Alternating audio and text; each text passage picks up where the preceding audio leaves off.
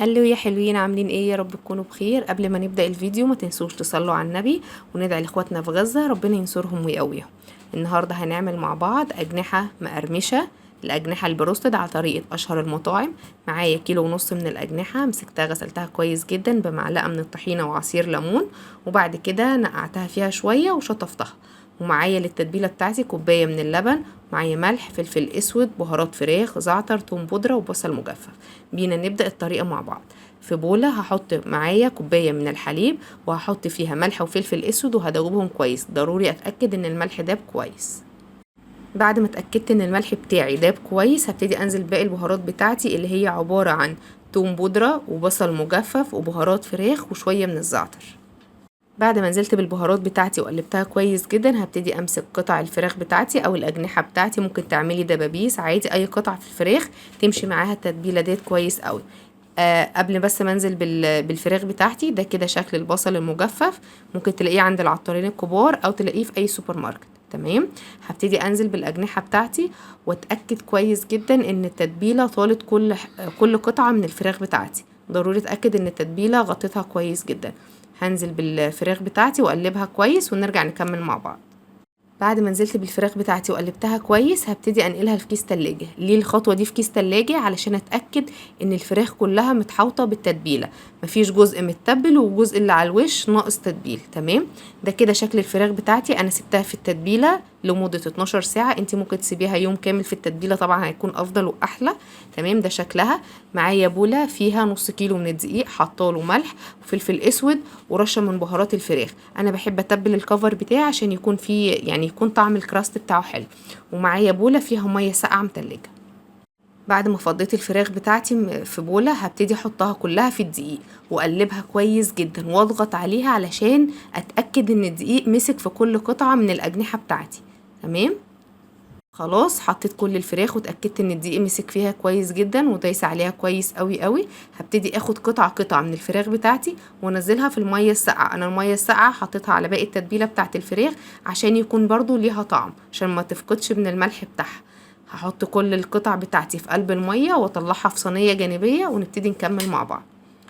بعد ما نزلتها هرجعها تاني للدقيق. كده انا بعمل لها كفر مرتين، انت ممكن تعمله لها مره واحده بس مش هتاخد الكراست بتاع بره. لا، انا خلاص حطيتها في الميه الساقعه وابتدي انزلها في الدقيق وابتدي بقى ايه احركها بقى بطراطيف صوابعي، مش هضغط عليها، لا احركها بطراطيف صوابعي واخبطها كويس. وزي ما انتم شايفين كده الكراست بتاعها ابتدى يبان.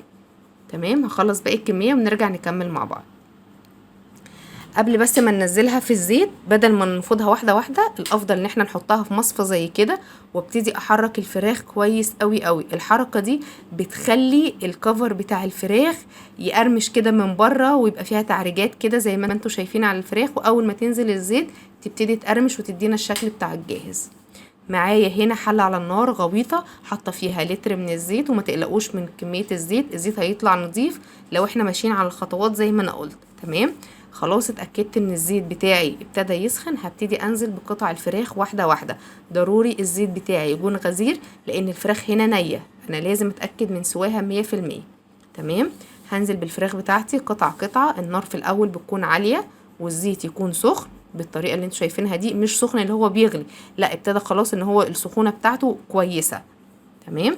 هنزل بالفراخ بتاعتي قطعه قطعه عشان بس ما تلزقش كلها في بعضها، وهسيبها 5 دقايق على نار عاليه. وبعد ما ال5 دقايق دول يعدوا هبتدي اوطي النار عليها لمده 10 دقايق. وده كده شكلها. تمام. عليت عليها بس النار اخر دقيقتين عشان تطلع باللون الجميل ده وتطرد اي زيت زياده فيها. وكده انا حطيت جزء تاني برضو من الفراخ. تمام.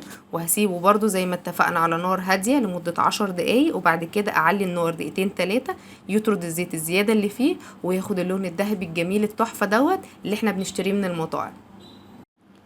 شايفين الدقيق دوت؟ الدقيق ده طالع مكان هز الفراخ. انا لو ما هزتش الفراخ والدقيق ده فضل في الدقيق اللي تحت، كل القطع دي هتمسك في القطع اللي بعديها وانا بتبلها وهتتحرق وهيبقى شكلها مش حلو وكمان طعمها مش حلو، وممكن كمان تنزل معايا في الزيت وتحرق لي الزيت. تمام. فانا عشان كده بهزها في المصفى وتخلص منها اول باول. كون بصوا شكل الدقيق معايا كاني لسه ما نزلتش فيه فراخ خالص، نضيف جدا. هبتدي اعمل معاكي جزء تاني من الفراخ. اهو هبتدي انزلها في المية الساقعة وابتدي احطها في الدقيق واحدة واحدة. واحدة كمان اهي هنزلها في المية الساقعة كويس كده جدا، وابتدي احطها في الدقيق وبطراطيف صوابعي نبتدي ايه نقلب زي ما قلنا، نبتدي نقلب كده بطراطيف صوابعنا ونهزها كويس جامد لحد ما تاخد الشكل الجميل ده. كملهم ونرجع نشوف الشكل النهائي لأكلتنا النهاردة. وده كده شكل الأطباق بتاعتنا. شكل الفراخ قدمت معاها بطاطس محمرة، صوص جبنة، كاتشب، مايونيز. بس للعلم الفيديو ده من قبل المقاطعة خالص، عشان كده هتلاقوا فيه حاجات من أيام المقاطعة يعني. فالفيديو ده قديم والله، بس انا ايه حبيت اعيد المونتاج، يعني اعمل له مونتاج وانزله بس علشان نستفاد وان احنا مقاطعين فبنعمل حاجة في البيت بطريقة حلوة وجميلة. فتنبيه تاني، الفيديو ده من قبل المقاطعة، واتمنى الطريقة تعجبكم وتنال رضاكم وتنفذوها ان شاء الله. واشوفكم في حلقة جديدة ووصفة جديدة. باي باي.